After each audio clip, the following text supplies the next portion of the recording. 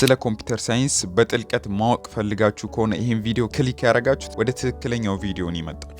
ዛሬ እኔ ስለ ኮምፒውተር ሳይንስ ፍትፍት አድርጌ እንደ እንጀራ እንዲህ ላቀርብላችሁ ነው የመጣሁት። ሰላም፣ ለማታውቁኝ ቃል ኤችዲ ይባላለሁ። የድሬዳዋ ዩኒቨርሲቲ የአራተኛ ዓመት ኮምፒውተር ሳይንስ ተማሪ ነኝ። እንግዲህ ዛሬ ኮምፒውተር ሳይንስ መማር ለምትፈልጉና ስለ ኮምፒውተር ሳይንስ ማወቅ ለምትፈልጉ በሙሉ ነው። እንግዲህ ኮምፒውተር ሳይንስ ከመጀመሪያው በመነሳት ኮምፒውተር ሳይንስ ምን ማለት እንደሆነ ከሚለው ጀምሮ እስከ መጨረሻው ተመርቃችሁ የት ቦታዎች ላይ ነው ተፈላጊነታችሁ፣ አንድ ኮምፒውተር ሳይንስ ተመርቆ የጨረሰ ተማሪ የት ቦታዎች ላይ ነው መቀጠር የሚችለውን፣ የት ቦታዎች ላይ አፕላይ ማድረግ ይችላል የሚለውን ነገር ከምሳሌዎች ጋር እያነሳና ያለን ሜክ ሹር ይህን ቪዲዮ እስከ መጨረሻው ማየታችሁን፣ ምክንያቱም የአራት ዓመት ልምድ ነው ጭምቅ አድርጌ የምነግራችሁና እዚህ ጋር የዚህን ቪዲዮ ሪስፖንስ ደግሞ በማየት ይህ ቪዲዮ 100K or 150K በትንሹ የሚያገኝ ከሆነ በምርጫችሁ ሌላ ዲፓርትመንት እንዲሁ በጥልቀት ልሰራላችሁ ቃል እገባላችኋለሁ። ለዚህ ቻናል አዲስ የሆናችሁ ሰዎች ሰብስክራይብ ማድረግ እንዳይረሱ፣ ፋሚሊያንስ የሆናችሁ ደግሞ ያው እንደተለመደው ላይክ፣ ሼር፣ ኮመንት ማድረግ እንዳይረሳ። ለጓደኞቻችሁም ኮምፒውተር ሳይንስ መግባት ለሚፈልጉ ስለ ኮምፒውተር ሳይንስ እንዲሁም ማወቅ ለሚፈልጉት ሁላ ሼር ማድረግ እንዳይረሱ። ሶ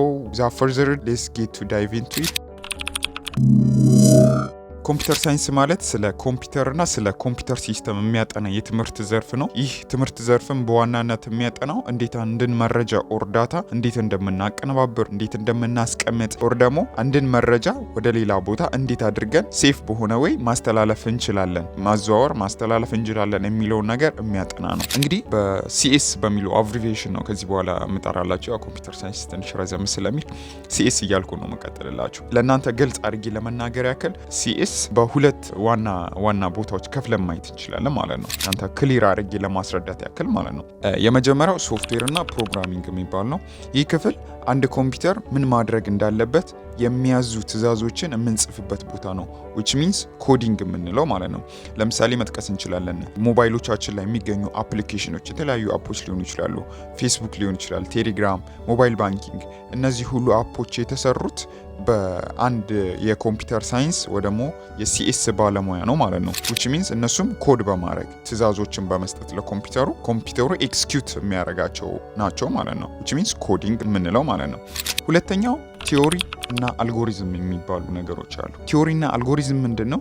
አንድን ችግር ለመፍታት የማትስና የሎጂክን ሜቶዶችን በመጠቀም ችግሮችን የመፍታት ስልት ነው ኮምፒውተር ሳይንስ ውስጥ ማለት ነው። ሶ እንደ ላይ ጠቅላላ አድርገን ኮምፒውተር ሳይንስ ኢዝ ኦል አባውት ፕሮብለም ሶልቪንግ ነው ማለት እንችላለን ማለት ነው። አልጎሪዝም ማለት ደግሞ ምን ማለት ነው ካለን፣ አልጎሪዝም አንድን ችግር ለመፍታት የምንከተልባቸው ስቴፕ ባይ ስቴፕ ሂደቶች ማለት ነው። ለምሳሌ አንድ ሰው ምግብ ለመስራት ከመጀመሪያው እስከ መጨረሻው የራሱ ስቴፕ እንዳለው ሁሉ፣ እንደዚያም ደግሞ አንድ ሰው ቡና ለማፍላት ከመጀመሪያው እስከ መጨረሻው የየራሱን ስቴፕ እንደሚከተለው ሁሉ አንድ ኮምፒውተር ችግር ለመፍታት አልጎሪዝምን ይጠቀማል ማለት ነው። የራሱ የሆነ የቅድመ ተከተል ስርዓቶች አሉት። እነሱን በመከተል ነው አንድ ኮምፒውተር ችግሮችን የሚፈታው ማለት ነው። ሌላው ስለ ሲስ ስኮፖችን፣ ስኮፕ ማለት ብራንቾች። ኮምፒውተር ሳይንስ ገብታችሁ ስትማሩ በብዙ ስኮፖች ነው የሚከፋፈሉ። የየራሳቸውን የቻሉ እናንተ መርጣችሁ ስፔሻላይዝድ ልታረጉባቸው የምትችሏቸው ዘርፎች ማለት ነው። ብዙ አሉ። እኛ ግን ዋና ዋና የሚባሉ አምስቶቹን እናይለን። የመጀመሪያው ኤአይ አርቲፊሻል ኢንተለጀንስ ነው። ኮምፒውተር ሳይንስ ዲፓርትመንት ውስጥ አንዱ ከምታገኙት ኮርስ ውስጥ አንዱ አርቲፊሻል ኢንተለጀንስ ነው። አርቲፊሻል ኢንተለጀንስ ምንድን ነው? አንድ ኮምፒውተር እንደ ሰው ልጅ ማሰብ ማውራት እንዲችል የማድረግ ጥበብ ነው፣ ወይ ደግሞ ሲስተም ቴክኖሎጂ ማለት እንችላለን። ይሄ ምንድን ነው? ላይክ እንደ ቻትጂፒቲ፣ ሲሪ፣ አዲስ የመጣው ጄሚኒ፣ እነሱ ነገሮች በሲኤስ ዲፓርትመንት የሚመደቡ ኤአይ ተብለው የሚሰጡ አይነቶች ናቸው ማለት ነው። ሁለተኛው ሶፍትዌር ኢንጂነሪንግ። ሶፍትዌር ኢንጂነሪንግ ምንድን ነው? ትልልቅ የሆኑ ሶፍትዌሮችን የመስራትና እነዛ የተሰሩ ሶፍትዌሮችን ደግሞ በየዕለቱ አፕዴት እያደረጉ የመሄድ የስራ ዘርፍ ነው። ይሄም በሲኤስ ውስጥ የሚመደብና አንድ ራሱን የቻለ የስራ መስክ ነው ማለት ነው። ሶስተኛው ዳታ ሳይንስ ነው። ዳታ ሳይንስ ምንድነው? ከብዙ ዳታዎች መካከል አንድን ጠቃሚ ዳታ የመፈለግና ያቺ የተገኘችዋን የመፈለግ የትምህርት ዘርፍ ነው። ዳታ ሳይንስም እንደ አንድ ኮርስ ራሱን የቻለ ከሲኤስ ውስጥ የሚመደብ ነው ማለት ነው። አራተኛው ሳይበር ሴኩሪቲ ምንድነው? የኮምፒውተርን ሲስተም ኦር ደግሞ የአንድን ኮምፒውተር መረጃ ከጠላፊዎች ኦር ደግሞ ከሀከሮች የመጠበቅ ስራ ዘርፍ ነው። ኮምፒውተር ሳይንስ ውስጥ ሳይበር ሴኩሪቲ በመባል ራሱን የቻለ የሚሰጥ ኮርስ ነው። ሶ ሳይበር ሴኩሪቲም ራሱን የቻለ አንድ ትልቅ ዘርፍ ነው። እናንተ የምትወዱት ከሆነ ስለ ሃከሪንግ አይ ቲንክ ብዙ ሰው ይመቸዋል። ሀክ ማድረግ፣ መረጃዎች እንዳይጠለፉ፣ ሃከሮች ኮምፒውተሮቻችሁ ውስጥ እንዳይገቡ የማድረግ አንዱ ስኪል ሳይበር ሴኩሪቲ የሚባል ነው ማለት ነው። ሶ ይሄም በአንድ ሲኤስ ዲፓርትመንት ውስጥ የሚሰጥ ነው ማለት ነው። አምስተኛው እና የመጨረሻው ምንድነው ኔትወርኪንግ ይባላል። ኔትወርኪንግ ምንድነው? እንዴት ኮምፒውተሮች እርስ በርስ ይገናኛሉ፣ እንዴት ኮምፒውተሮች ተገናኝተው ፋይል ኢንፎ ሼር ይደራረጋሉ የሚለውን የሚያጠና የትምህርት ዘርፍ ነው። ይሄም ራሱን የቻለ አንድ የትምህርት ዘርፍ ነው ኮምፒውተር ሳይንስ ውስጥ። ብዙዎቹ እንደው ኔትወርኪንግ ላይ በጣም ይመርጣሉ። እንዴት ኬብሎች እናገናኛለን፣ ኢንተርኔት ኬብል፣ ዋይፋይ ምናምን የሚሉ ነገሮችን የሚያጠና የኔትወርኪንግ ዘርፍ ነው ማለት ነው። ሁሉም የየራሱን የቻለ ዘርፎች አሉት ኮምፒውተር ሳይንስ ውስጥ። ሲኤስ እንግዲህ ኮምፒውተሮችን የመጠገን ብቻ ሳይሆን የተለያዩ ቴክኖሎጂዎችን በመጠቀም የሰዎችን ችግር የመፍታት ነገሮችን ቀለል ማድረግ አዳዲስ ፈጠራዎችን መፍጠርና ማዘመንን ያካትታል ማለት ነው። ኖት ኦል አባውት ክርና ኮምፒውተርን መበየድ ብቻ አይደለም ማለት ነው። ሞስት ኦፍ ሜንታሊ እንደዛ ነው ኮምፒውተር ሳይንስ ሲባል ሆነ ስልክ መጠገን ምናምን ብቻ አይደለም።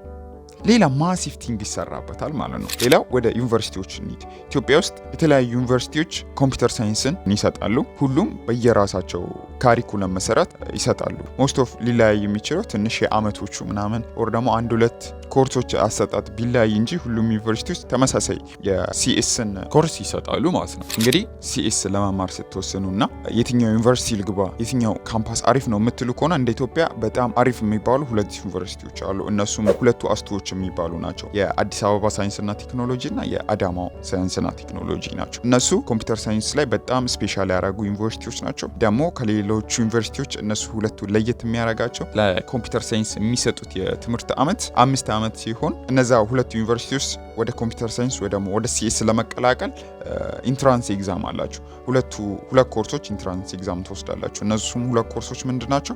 ማትስ እና ኢምቤድድ ሲስተም የሚባላል።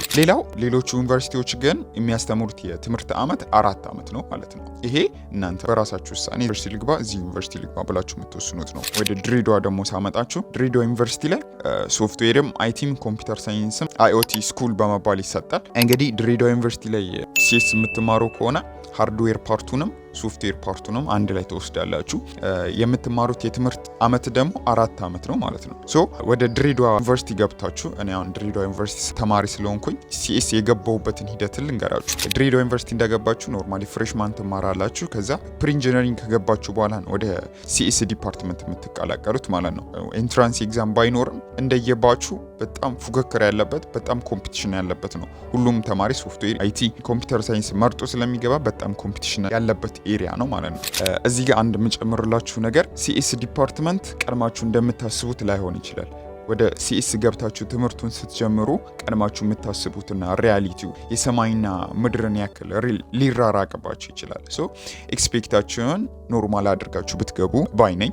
ሌላው አንድ አስፈላጊ ቲፕ የምነግራችሁ የትኛውም ዩኒቨርሲቲ ላይ ሲኤስ እየተማራችሁ ከሆነ የትኛውም ቤስት የሚባል ዩኒቨርሲቲ ገብታችሁ ከሆነ ዩኒቨርሲቲ ላይ የሚሰጣችሁ ስለ ሲኤስ ቤዚክ ነገሮቹ ናቸው። ስለ ኮዲንግ ቤዚኩ፣ ቲዮሪኑም፣ አልጎሪዝሙም ቤዚክ ቲንጉም ነው የሚነግራችሁ። ከዛ ውጪ ሲኤስ ኢዝ ኦል አባውት ኢፈርት ነው። የራሳችሁ ኢፈርት ነው እናንተም ፐርፌክት የሚያደርጋችሁ። ከዛ ውጪ እናንተ ራሳችሁ ናችሁ ሲኤስ ምን ማለት እንደሆነ ዲግ አርጋችሁ ኦንላይን ኮርሶችን በመከታተል የተለያዩ ፕሮጀክቶችን ኤክሰርሳይዝ በመስራት ራሳችሁን ፐርፌክት የምታደርጉት እንጂ አንድ ተማሪ የኮምፒውተር ሳይንስ ዲግሪ አለው ማለት ፐርፌክት ነው ማለት አይደለም። እንግዲህ ሌላው ደግሞ የቴት ቦታዎች ላይ አፕላይ ማድረግ የምትችሉት የሚለውን ነገር እናያለን። አንድ በኮምፒውተር ሳይንስ ተምሮ የተመረቀ አንድ ተማሪ የትኛውም ሴክተር ኤሪያ ላይ አፕላይ ማድረግ ይችላል። ኢቨን ኢፍ ጤና ላይ ራሱ አፕላይ አድርጎ መግባት ይችላል። ጤና ላይ ስላችሁ አሁን ላይ ሁሉም ስራዎች ኮምፒውተራይዝድ ስለሆኑ የአንድን የኮምፒውተር ባለሙያ የማይፈልገው ስራ ሴክተር የለም።